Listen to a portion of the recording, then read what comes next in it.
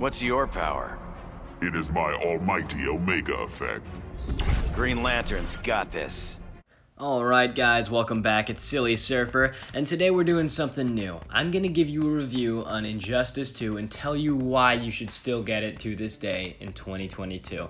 So the game is still active, it has a great story, awesome character customizer, and a lot of post-game content. The character customizer is what I'm gonna start with.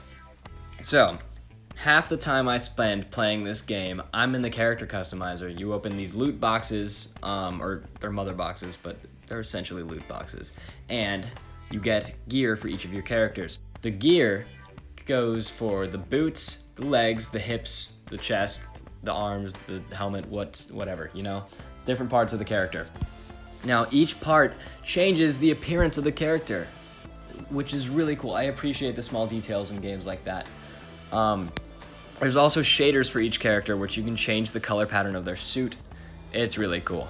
I find myself blowing a lot of time just making cool loadouts or whatever works best. You're either in it for the numbers, the stats, or you're in it for the appearance, or both maybe.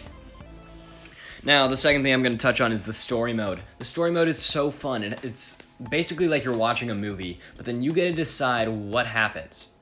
The fate of the movie is in your hands, and I believe there's 2 different endings for the game, but I don't know, I've only seen the one because I've only played the story once.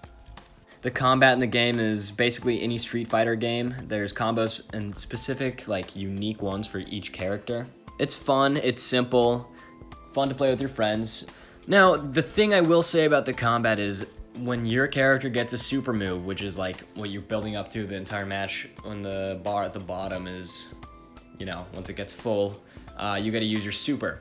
Now, this is like really cool to see maybe the first 2 or 3 times, but then eventually it gets a little repetitive. I wish they had maybe done a few different variations of the super animation, but, you know.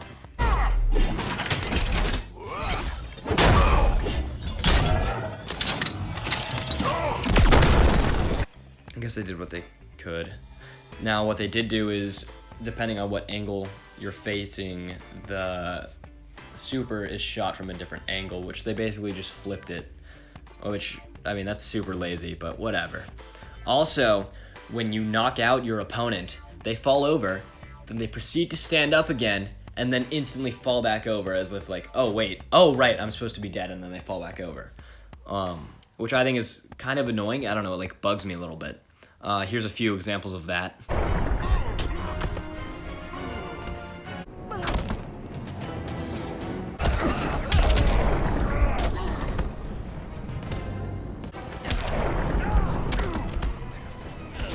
Also, when the match starts, the 2 characters that are fighting have an introduction to each other.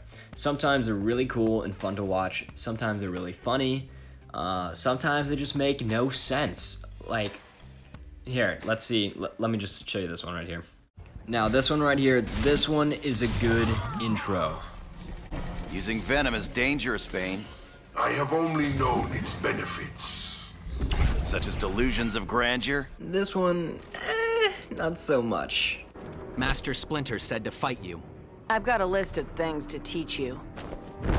It's a great chance to hone my skills. So yeah, it's pretty much hit or miss with those intros. Anyways, for the post-game content, there's this thing called the Multiverse. So this has different multiverses, and they're each sorted out by difficulty. So these allow you to go through these different missions, and they have different levels, and you basically just fight for XP and loot.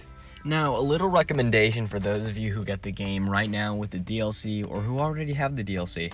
If you haven't already, try playing as the Ninja Turtles. They are so overpowered, specifically Leonardo.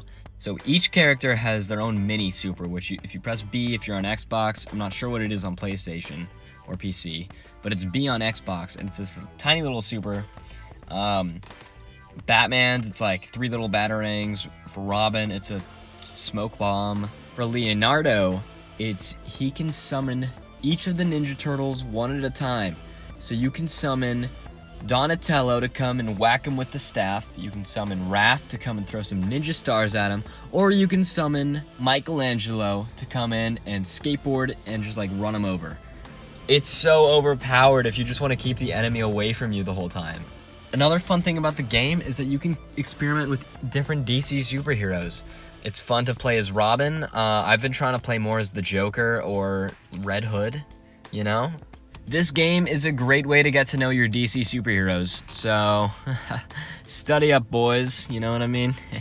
Wink, wink, nudge, nudge. So, anyways, I give this game a 7.5 out of 10. I would totally recommend it if you have $10 you want to spend, or you don't, I don't know, just get the game, guys. Come on, it's really fun. It's worth it, I promise you. Thanks for watching. Leave a like, subscribe if you want to. I'm not going to force you to or anything. Watch some of my other videos. You might like it. Boom, diggity, boom, boom, boom, boom, boom, diggity, boom.